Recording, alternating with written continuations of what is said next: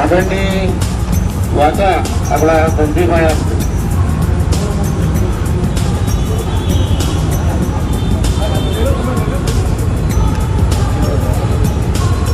Hello, હવે કંઈ વધુ કહેવામાં મારે કંઈ કહેવા જેવું છે નહીં, કારણ કે સાહેબ શ્રી કંથારિયા સાહેબ તેમજ યુનિયનના આગેવાન શ્રી મયુરભાઈ એમણે જે તમને વાતચીત કરી એ એકદમ સાચી જ છે.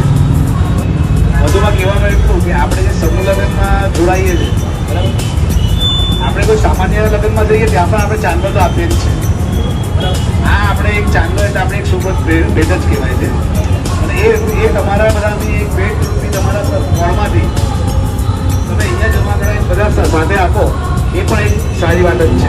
અને રાંદેર ઝોનમાંથી અડાજણ પાટિયા વોર્ડનું સારામાં સારું ગયા વર્ષે યોગદાન હતું સમૂહ લગ્ન માટે. એના માટે હું તમને બધાને આભાર વ્યક્ત કરું.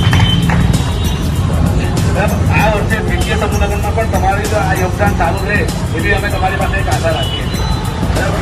અને એ આશા મને કંથારિયા સાહેબ તો બંધાયા જ છે અમારી જોડે બરાબર. અને કંથારિયા સાહેબને અમે